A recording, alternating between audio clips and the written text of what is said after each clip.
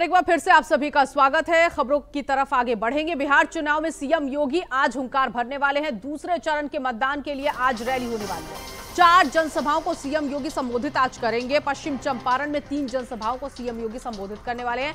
बगहा विधानसभा क्षेत्र में 12:15 बजे सीएम योगी का दौरा है। लौरिया विधानसभा क्षेत्र में 1 बजे सीएम का दौरा होने वाला है। साहू जैन उच्च विद्यालय लौरिया में सीएम योगी रैली करने वाले हैं। इसके अलावा बेतिया विधानसभा क्षेत्र में 2 बजे सीएम का दौरा होगा।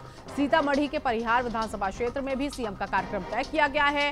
3 बजे कोयरिया पिपटा में जनसभा को संबोधित करेंगे।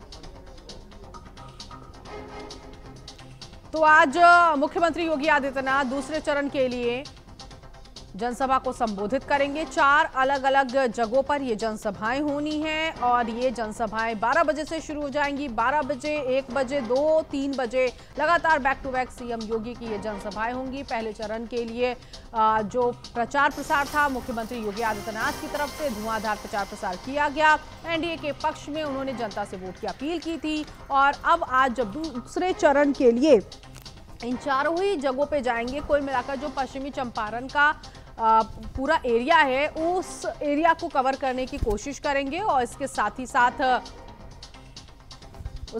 साथ एनडीए के पक्ष में आज जनता से वोट की अपील भी करेंगे। तो बगहा विधानसभा क्षेत्र में 12:15 बजे सीएम योगी का दौरा होना है। लौरिया विधानसभा क्षेत्र में 1 बजे ये दौरा होगा। फिर उसके बाद 2 बजे भी सीएम का कार्यक्रम और जनसभाएं तय की गई हैं। 3 बजे भी मुख्यमंत्री पश्चिम चंपारण की तरफ जनसभा को संबोधित करेंगे। और पश्चिम चंपारण की बात की जाए, भारतीय जनता पार्टी के लिए इस सीट पर इससे पहले भी 2020 में कई अड़चनें थी और इसीलिए नाक का सवाल भी है पश्चिमी चंपारण के लिए। और साथ ही साथ एनडीए के लिए इस वक्त टफ फाइट है। पश्चिमी चंपारण में महागठबंधन इस वक्त मजबूती के साथ वहां पर खड़ा है और इसीलिए आज मुख्यमंत्री योगी आदित्यनाथ पूरी कोशिश करेंगे कि पश्चिमी चंपारण में जीत के लिए जनता से वोट की अपील की जाए। अभिषेक इस वक्त हमारे साथ न्यूज रूम से सहयोगी जुड़ गए हैं इसी खबर पर आगे की जानकारी के लिए। अभिषेक, मुझे ये बताइएगा सबसे पहले कि जो 4 जनसभाएं हैं, विधानसभा क्षेत्र तो हमने बता दिया, जिले जरा बताइएगा विस्तार से ताकि हमारे जो दर्शक है वो भी समझ पाए कि आखिर जनसभाएं मुख्यमंत्री योगी आदित्यनाथ की है कहां पर और कितनी यहां पर बड़ी तैयारी एनडीए की तरफ से की जा रही है। नीतू, जिस तरीके से 4 जनसभाएं हैं सीएम योगी आदित्यनाथ के, जिस तरीके से पश्चिम चंपारण में जो है 3 जनसभाएं करेंगे, वो उनके जो नाम है वो बगहा में है, लौरिया में है, साहू में है। और जिस तरीके से है दूसरे जो लौरिया में जो है 1:10 में उनका जनसभा होगा।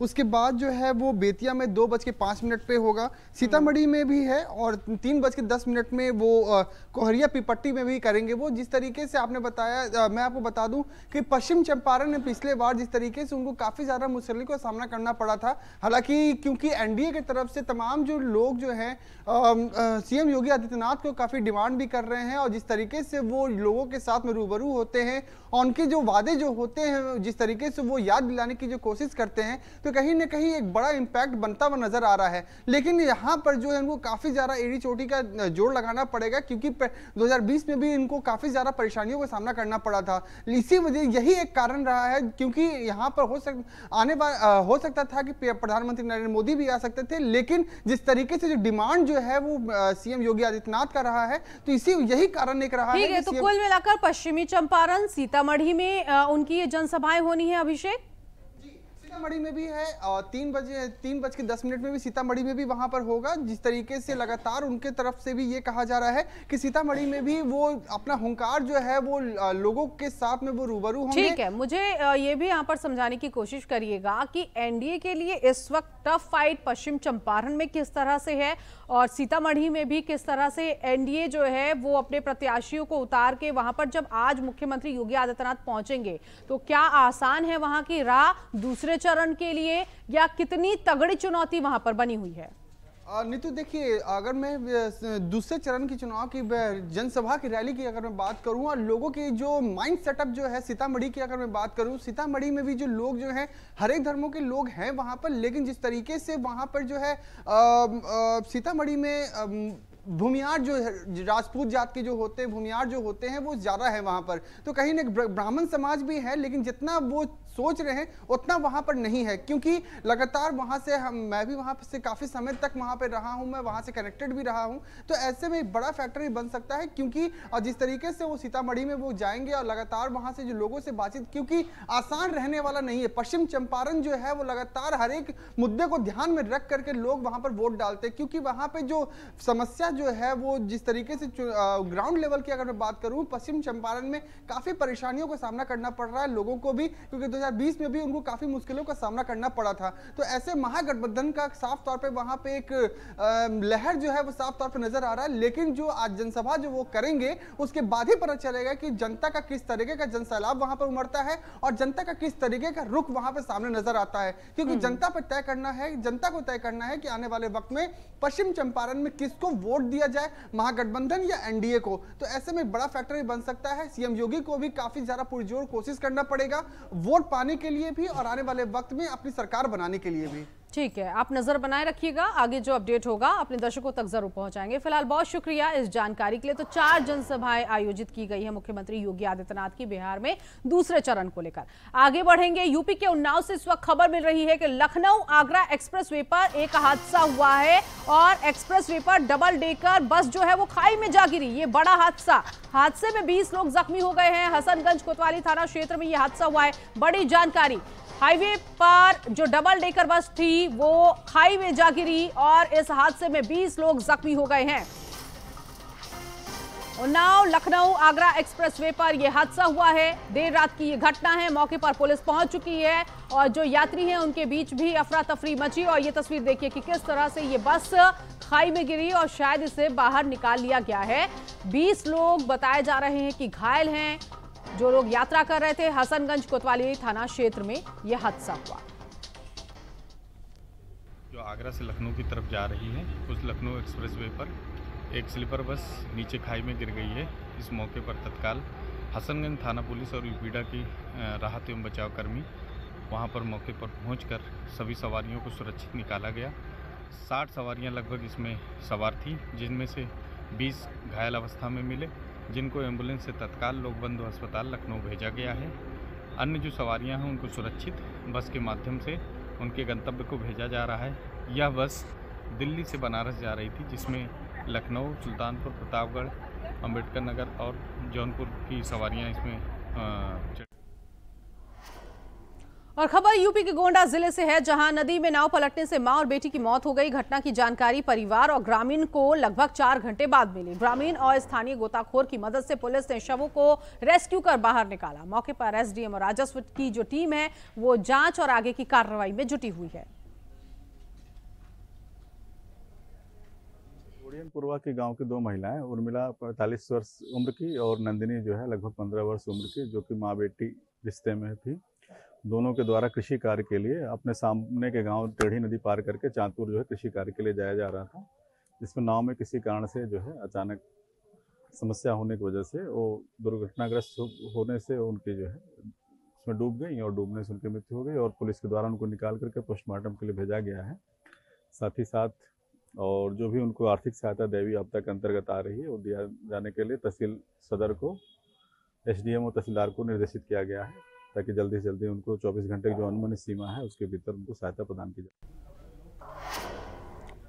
नोएडा विकास प्राधिकरण ने मोदी मॉल पर निरीक्षण के दौरान गंदगी और नियमों के उल्लंघन पाए जाने पर 25 लाख रुपए का जुर्माना लगाया। प्राधिकरण के महाप्रबंधक एसपी सिंह ने बताया कि मॉल में प्रबंधन के नियमों का उल्लंघन और कचरा अनधिकृत कबाड़ियों को दिया जा रहा था, जिससे सड़क पर कचरा फैल गया था। निरीक्षण के समय मॉल प्रबंधन और कर्मचारियों ने सहयोग नहीं किया, जिसके चलते ये कार्रवाई की गई। अधिकारियों ने चेतावनी दी कि यदि जुर्माना 1 सप्ताह में जमा नहीं किया गया तो कठोर कार्रवाई की जाएगी।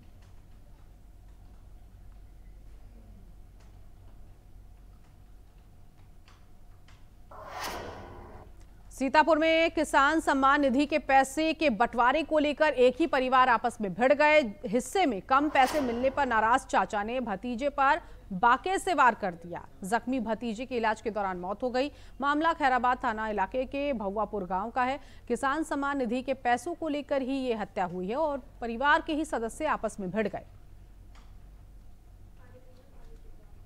सायंकाल थाना खैराबाद क्षेत्र में दो सगे भाइयों में आपस में विवाद हो रहा था। उस विवाद में बीच बचाव करने वाले व्यक्ति को चोट आ गई, जिसको यहाँ से रेफर कर ट्रामा सेंटर लखनऊ भेजा गया था, जिसकी आंसू में मृत्यु हो गई और इसके संबंध में आवश्यक विधिक कार्रवाई थाना खैराबाद क्षेत्र से की जाएगी। लखनऊ के हैदरगंज चौराहे पर ट्रैफिक पुलिस कर्मियों के वाहनों से अवैध वसूली का मामला सामने आया है। एक ड्राइवर ने कैमरे पर कबूल कर लिया कि वो हर महीने ड्यूटी पर मौजूद पुलिसकर्मी को 2000 रुपए महीना देता था और राजधानी में ट्रैफिक पुलिस की वसूली ने पुलिस की कार्यप्रणाली पर भी सवाल खड़े कर दिए हैं। तो ये तस्वीर इस वक्त आप देख सकते हैं, ये फुटेज सामने आई है और एक कर्मचारी ने भी ये बताया है कि वो हर महीने 2000 रुपए ट्रैफिक पुलिस को देता है और राजधानी में ट्रैफिक पुलिस का ये वसूली का खेल काफ़ी लंबे अरसे से चल रहा है। हैदरगंज चौराहे पर ये वसूली की जा रही है। ड्राइवरों को रोककर 2000-3000 रुपए की ये वसूली अक्सर की जाती है। फतेहपुर के खखरेरू थाना क्षेत्र में एक पति ने मामूली विवाद को लेकर पत्नी की कुल्हाड़ी से काटकर निर्मम हत्या कर दी। मामला खखरेरू थाना क्षेत्र के ख्वाजीपुर गांव का है। घटना की जानकारी मिलते ही इलाके में हड़कंप मच गया। मौके पर पहुंची पुलिस ने आरोपी पति को गिरफ्तार कर लिया है।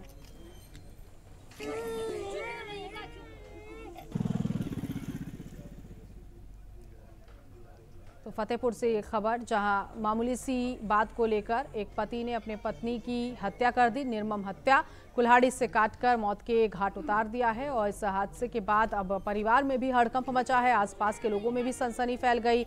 मौके पर पुलिस पहुंच चुकी है, शव को कब्जे में ले लिया गया है, पोस्टमार्टम के लिए भेजकर आरोपी को गिरफ्तार किया है पुलिस ने। आगे की कार्रवाई की जा रही है। ग्राम सड़वा, थाना खखरेरू, जनपद फतेहपुर में राम नारायण पाल व उसकी पत्नी के मध्य घरेलू वाद विवाद व झगड़ा हो गया। झगड़े में राम नारायण पाल द्वारा अपनी पत्नी के ऊपर कुल्हाड़ी से हमला कर दिया, जिससे उसकी मौके पर ही मृत्यु हो गई। घटनास्थल का फील्ड यूनिट से निरीक्षण कराया गया तथा मौके पर जाकर घटनास्थल का निरीक्षण किया गया। सबको कब्जा पुलिस में लेकर पंचायतनामा पोस्टमार्टम की कार्रवाई कराई जा रही है। एटा में कानून व्यवस्था मजबूत करने के लिए एसएसपी श्याम नारायण सिंह ने बड़ा फेरबदल किया है। 3 निरीक्षक और 17 उप निरीक्षकों का तबादला करते हुए तबादला एक्सप्रेस रवाना की गई। जिनकी ड्यूटी ढीली पाई गई, उनकी पोस्टिंग बदल दी गई है। पुलिस लाइन में तैनात उप निरीक्षकों को फील्ड में भेजा गया और नई जिम्मेदारी सौंपी गई। एसएसपी ने साफ कहा कि काम में लापरवाही बर्दाश्त नहीं की जाएगी। तबादले से एटा पुलिस में हलचल मच गई है।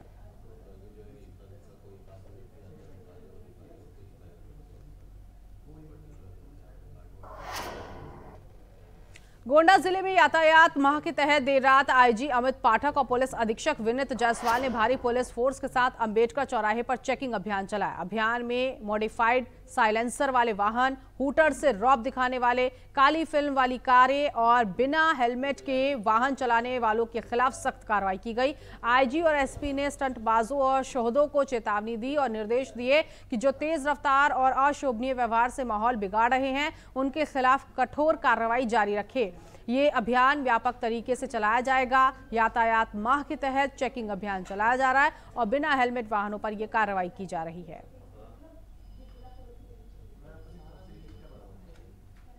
तो गोंडा से ये खबर, जहां बिना हेलमेट के वाहन चलाने वालों पर कार्रवाई की जा रही है। आईजी और एसपी ने स्टंटबाजों को चेतावनी दी है। शासन द्वारा और उत्तर प्रदेश पुलिस मुख्यालय के द्वारा जो निर्देश मिले हैं, ट्रैफिक माह ये नवंबर में मनाया जाता है। इस दौरान जो है ट्रैफिक के नियमों के प्रति हर स्तर पर जागरूकता अभियान, बच्चों को बताना, सबको बताना और ट्रैफिक नियमों के बारे में लोगों को जानकारी बढ़ाना और इन्फोर्समेंट करना, ये सारी कार्रवाइयाँ की जाती है। उसी के तहत में रेंज में अलग अलग जगहों पर लगातार ट्रैफिक माह के तहत कार्यक्रम आयोजित किए जा रहे हैं। आज यहाँ गोंडा में भी लगातार चेकिंग चल रही है और मिशन शक्ति जो चल रहा है उसके अंतर्गत भी आज यहाँ पर काली फिल्म और ट्रिपल सवारी, शोहदे, मॉडिफाइड साइलेंसर, हूटर सायरन लगी हुई, अवैध जितने भी बत्तियां लगाई हुई गाड़ियां हैं उनके लिए अभियान छेड़ा गया है और सभी वरिष्ठ अधिकारी सड़क पर मौजूद हैं। और मिशन शक्ति और ट्रैफिक माह दोनों का ही ये अभियान के तहत आज यहाँ पर अंबेडकर चौराहा गोंडा। खबर बाराबंकी से है, जहां स्वैट सर्विलांस और कोतवाली नगर पुलिस की संयुक्त टीम ने देर रात मुठभेड़ के दौरान लखनऊ कानपुर के 2 शातिर चोर को गिरफ्तार किया है। पुलिस की जवाबी फायरिंग में रघुवीर पांडे के पैर में गोली लग गई, जिसे इलाज के लिए अस्पताल में भर्ती कराया गया, जबकि उसके साथी अजय दीक्षित को मौके से दबोच लिया गया। वहीं मौके से पुलिस ने उनके कब्जे से अवैध तमंचा, कारतूस, चोरी की एक बाइक और नकद बरामद की है। दूसरी तरफ पुलिस गिरोह के अन्य सदस्यों की तलाश में जुटी हुई है। पुलिस मुठभेड़ में 2 शातिर चोर गिरफ्त में आ चुके हैं। एक आरोपी के पैर में गोली लगी, अस्पताल में उसे भर्ती कराया गया।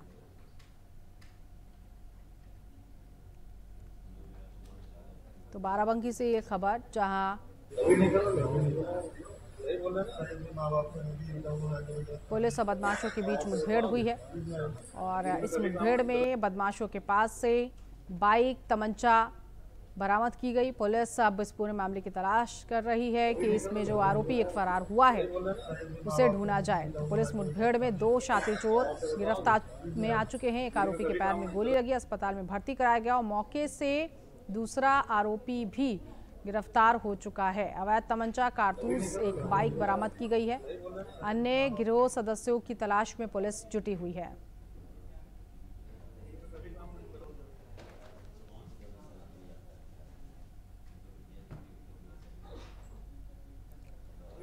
बाराबंकी से खबर मिल रही है, जहां पुलिस मुठभेड़ में 2 शातिर बदमाश गिरफ्त में आ चुके हैं। एक आरोपी के पैर में गोली लगी, ये तस्वीर इस वक्त आप देख सकते हैं और पुलिस उससे पूछताछ भी कर रही है। देर रात की ये घटना है और इस एनकाउंटर में एक आरोपी जिसके पैर में गोली लग गई। पूरा मामला बाराबंकी से बताया जा रहा है। जनपद बाराबंकी में कुख्यात अपराधियों के खिलाफ की जा रही कार्रवाई इसमें हमें सूचना थी कि 2 बदमाश जो कि लूट और चोरी की घटनाएं कारित करते हैं वो सोमैया नगर की तरफ आ रहे हैं। हमारी पुलिस टीम जो कि क्राइम ब्रांच की और जनपद थाना कोतवाली की पुलिस उनको घेराबंदी उनकी कर रही थी और उनको रोकने के दौरान एक बदमाश के द्वारा पुलिस टीम पर फायर किया गया। पुलिस टीम द्वारा भी आत्मरक्षा जवाबी फायरिंग की गई, जिसमें एक बदमाश रघुवीर के पैर में गोली लगी, घायल हुआ और उसे हॉस्पिटल में भेजा गया है। इसमें इस गैंग के बारे में हमें काफी महत्वपूर्ण सूचना मिली थी और ये गैंग स्पोर्ट्स बाइक चुरा करके उनसे आसपास के जनपदों में लूट की घटनाएं कारित करता था। इसी क्रम में इस गैंग के रघुवीर और अजय दीक्षित, इनके द्वारा और इनका एक अन्य साथी श्यामू, जिसे पहले ही गिरफ्तार किया जा चुका था, इनके द्वारा थाना कोतवाली के पास पंचमुखी हनुमान मंदिर है, वहां से एक मोटरसाइकिल। देवरिया जिले के रामपुर कारखाना थाना क्षेत्र के पटनवा पुल पर उस वक्त अफरा तफरी मच गई जब तरकुलहवा की रहने वाली एक युवती ने नदी में छलांग लगाने की कोशिश की, लेकिन मौके पर मौजूद पुलिसकर्मियों और स्थानीय लोगों ने त्वरित कार्रवाई करते हुए उसे पलक झपकते ही बचा लिया। बता दें कि युवती अंधविश्वास के चलते ये कदम उठाने जा रही थी और बाद में पुलिस ने उसे पूरी तरह सुरक्षित उसके परिवार के हवाले कर दिया। देवरिया में फिल्मी अंदाज में ये रेस्क्यू किया गया है कि नदी में छलांग लगाने से पहले ही युवती को बचा लिया गया। पुलिस और स्थानीय लोगों की फुर्ती से ही ये बड़ा हादसा टला है। तस्वीर आप देख सकते हैं इस वक्त। ये महिला जो है जान देने की कोशिश कर रही थी, आत्महत्या की कोशिश कर रही थी, लेकिन वहां पर जो लोगों की मौजूदगी थी उसने फौरन उस महिला को ऊपर खींच लिया और उसे ये गलत करने से बचा लिया। बुरके में ये महिला आई थी और अब पुलिस इससे पूछताछ करेगी कि आखिर सुसाइड करने की कोशिश क्यों कर रही थी। जाहिर तौर पर परेशान ये महिला यहाँ पहुंची। नीचे भी कुछ लोगों की मौजूदगी थी और लगातार लोग उसे मना कर रहे थे कि वो छलांग ना लगाए, लेकिन लोगों की तत्परता, लोगों की फुर्ती की वजह से एक महिला की जान बचाई गई। नदी में छलांग लगाने की कोशिश कर रही थी। आप देख सकते काफी संख्या में यहाँ पर लोगों की मौजूदगी है। लोग उससे पहले बोल रहे हैं कि ऐसा ना करे, लेकिन जब उन्हें लगा कि ये युवती पीछे नहीं हटने वाली है तो फौरन लोगों ने उसे ऊपर खींच लिया। देवरिया से ये पूरा मामला सामने आया है, जहां एक महिला सुसाइड की कोशिश कर रही थी। कानपुर राज्यकर विभाग में रिश्वत का खेल बेनकाब हो गया है। सहायक आयुक्त पर 1 लाख की रिश्वत मांगने का आरोप लगा है। ट्रक छोड़ने के लिए ठेकेदार ने मोटी रकम मांगी थी और सीसीटीवी कैमरे में पूरा खेल कैद हो गया। पीड़ित ट्रांसपोर्टर ने प्रमुख सचिव से इस पूरे मामले की शिकायत की है। तो ट्रक छोड़ने के लिए ठेकेदार ने मोटी रकम मांगी थी और अब ऐसे में जो ट्रांसपोर्टर है उसने प्रमुख सचिव से इस पूरे मामले में शिकायत की है। सीसीटीवी कैमरे में भी ये चीज कैद हो गई है कि किस तरह से उसे परेशान किया जा रहा था। कानपुर राज्य कर विभाग का ये पूरा मामला बताया जा रहा है, जिसने रिश्वत की डिमांड की है। और अब ये सीसीटीवी कैमरे में घटना कैद हुई, जिसकी वजह से पूरा खेल सामने आ गया। सहायक आयुक्त पर 1 लाख की रिश्वत लेने का आरोप है।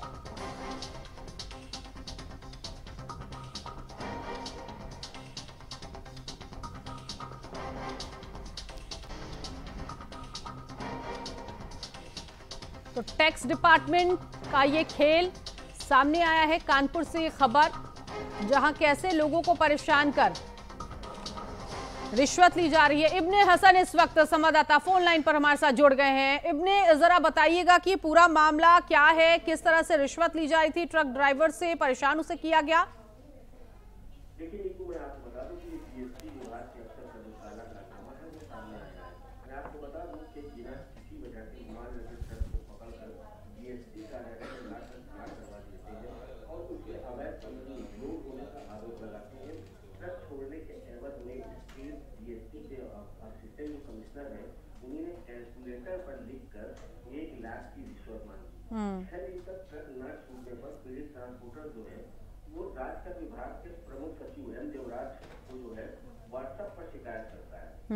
तब आरोपी अफसर और ठेकेदार मन्नू पर जो है पंची थाने में FIR दर्ज कर ली जाती है। जब FIR दर्ज हो जाती है तो आपको बता दें कि किदवई नगर एक्स ब्लॉक निवासी जो Vaibhav Singh Rathore Mirzapur road line pump के प्रोपराइटर है, 29 अक्टूबर को उनके ट्रांसपोर्ट में लगा ट्रक कानपुर से मिर्जापुर जा रहा था, जिसके पास सारे बिल थे, सारे पेपर थे, मगर जीएसटी के जो दशम इकाई के असिस्टेंट कमिश्नर योगेंद्र कुमार थे, उन्होंने ट्रक रुकवाया था और लखनपुर कार्यालय उसको भिजवा दिया था। बहरहाल जब इस तरीके से इनकी शिकायत की जाती है और शिकायत होने पर उस पर जिस तरीके से तुरंत कार्रवाई होती है, तो ये भी एक काबिल तारीफ बात है। बहरहाल देखना ये है कि इस तरीके के और अभी कितने अधिकारी और कितने।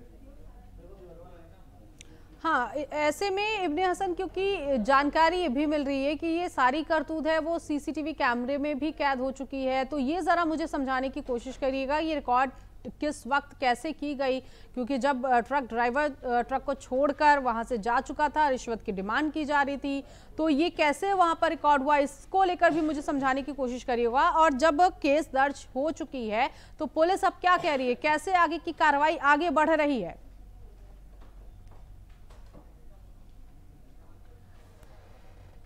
फिलहाल संपर्क टूट चुका है, लेकिन ये बड़ी जानकारी मिल रही है कि वाकई राज्य कर विभाग में रिश्वत का ये खेल जो है वो खेला जा रहा है। हो सकता है कि लंबे वक्त से ये खेल जो है वो खेला जा रहा होगा, लेकिन अब उस विभाग का जो सहायक कर्मचारी है वो सामने आया है, सहायक आयुक्त बताया जा रहा है, जिसने रिश्वत की डिमांड की थी। आगे बढ़ेंगे। द ग्रेट खली के नाम से मशहूर दलीप सिंह राणा कार्तिक पूर्णिमा के मौके पर मथुरा पहुंचे, जहां उन्होंने वृंदावन के चीर घाट पर यमुना जी की आरती की और इसके साथ ही द ग्रेट खली ने रितेश्वर महाराज का आशीर्वाद भी लिया। ये तस्वीर आप देख सकते हैं, मथुरा पहुंचे थे द ग्रेट खली पहलवान हैं, वृंदावन के चीर घाट पर उन्होंने यमुना जी की आरती की। कार्तिक पूर्णिमा के मौके पर वो यहां पर पहुंचे थे और भारी संख्या में भी लोगों की मौजूदगी देखी गई।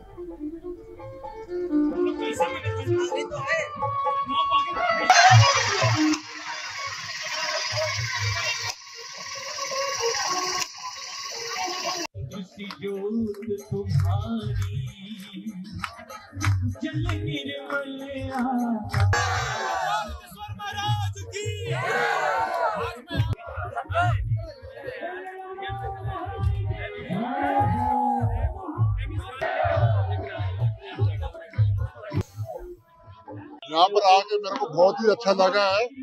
महाराज जी के दर्शन करने के कई दिनों से मैं फॉलो कर रहा था महाराज जी का, तो कभी मैं सोचता था कि कभी जाऊंगा।